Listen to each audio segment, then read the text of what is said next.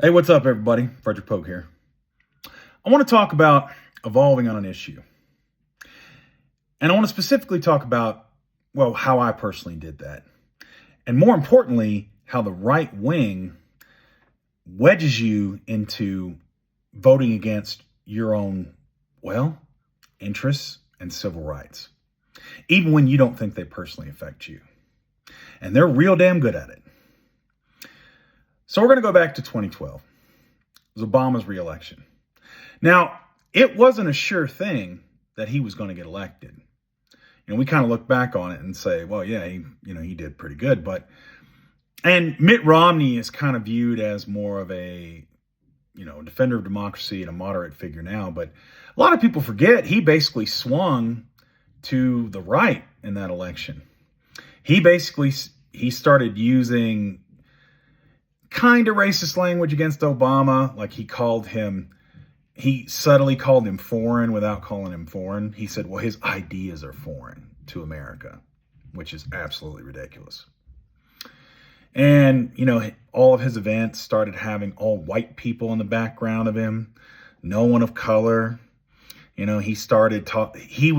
bought into this whole hillbilly elegy shit where it's just like, oh, the poor whites, they're so misunderstood.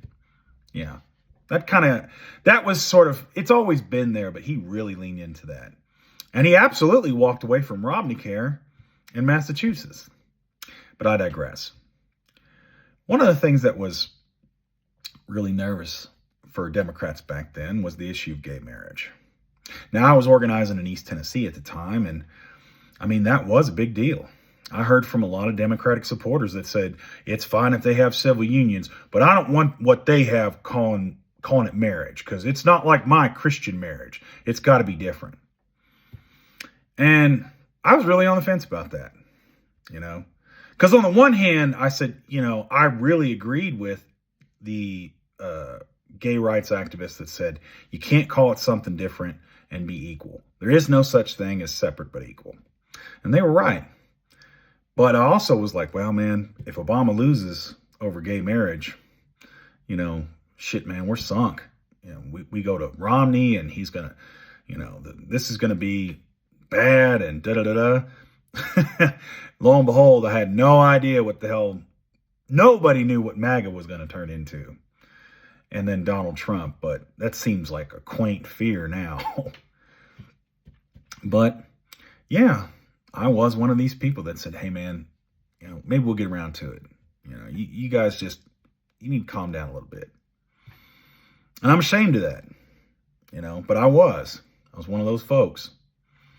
And it wasn't until Obama means tested it through Joe Biden with his slip, because that's what it was. And then he evolved on it. And it was okay. Wasn't a big deal. We actually was able to move on for it. And now gay marriage is, even though the Republicans are trying to roll it back, for a lot of folks, it's not really a big deal. You don't really hear people saying, well, they need to call it civil unions. That's not even a thing anymore, right? It's the same shit with this transgender athlete stuff. It's the same thing. How is it the same thing?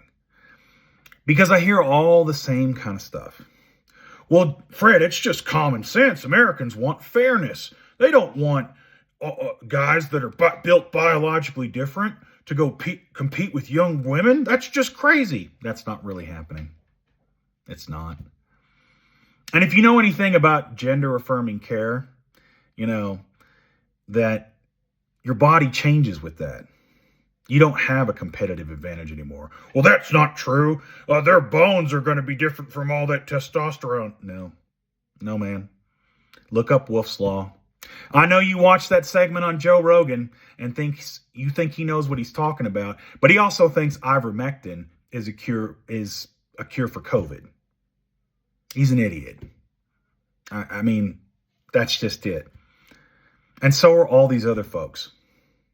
Look, man, I get it. The transgender stuff, you don't know a lot about it, so it seems scary, right? Here's kind of the way I think about it. You ever seen a kid with a cleft lip? Or or it's kind of messed up. And then they have surgery and they correct it. Sometimes they got a scar, sometimes they don't. Look, man, chromosomally, all that stuff, all those hormones when, are going around when a baby's being created in the mom, sometimes they get crossed up. And all transgender surgery is, or trans care, all of that is just trying to fix it. It's like a cleft palate or a club foot or anything else. This notion that we're somehow that we're born in God's image, there's only two genders, that's absolute horseshit. There's kids that are born with brains outside of their skulls or organs outside of their bodies. There's all kinds of messed up stuff that goes on. Anytime a kid is born, it's a gamble. It's just random. That's why we still have diseases. That's why we still have all this stuff floating around with us. Transgender, it's nothing to be afraid of. It's just folks who say, hey man, I don't feel right in my body. I feel more like a man or I feel more like a woman, and I know it deep down in my soul. And they're just trying to suss it out. That's it, And I would have way more, inclination to hear this transgender athlete crap if they actually approached it in good faith. But they don't. It's there for a door to, it's the door to open that you can walk through and accept bigotry. That's it. Because once you accept that and you accept it's this massive problem, which it absolutely is not, kind of like, voter fraud, which is not a problem. But boy, the Republicans will make you think it is so they can commit voter suppression, which is an even bigger problem. Transgender, people going trans, whatever the hell that is, to have an unfair advantage in sports is not a problem. No matter how many mediocre white women they get up there that complain, well, I wasn't able to compete because there was a man who pretended to be a woman. Shut the hell up. You weren't that good to begin with. Well, they've got an inherent biological advantage. Yeah, you know who they used to say that about? Black folks, men and women. It's one of the reasons they created the Negro Leagues. It's one of the reasons they kept them from competing in collegiate and professional sports. It's bigotry. That's all it is. Hell, you can look it up.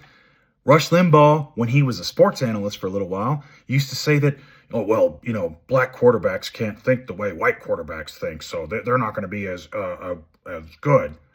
Yeah, look at the NFL now. Who's won winning Super Bowls? Who are some of the best quarterbacks? Well, they can't think as well. Okay. Right.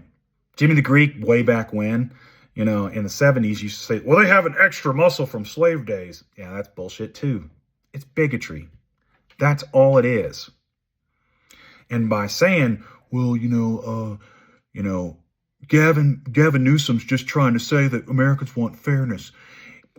To Charlie Kirk, yeah, the same guy that said, I'd feel uncomfortable flying with an all-black crew and black pilots. Why, Charlie?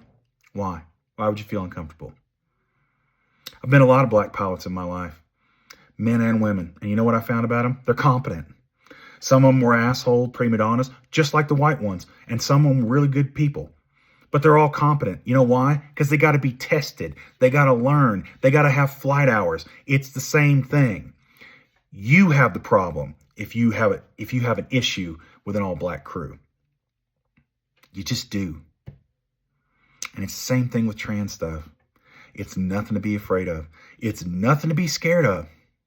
You may find it gross, and that's your thing, whatever. But you know what? They're just people. That's it. Don't fall for this okie doke. I'm telling you. All this transgender athlete stuff and pointing to these polls, well, even 60% of Democrats say they don't like it. Yeah, because we're misinformed.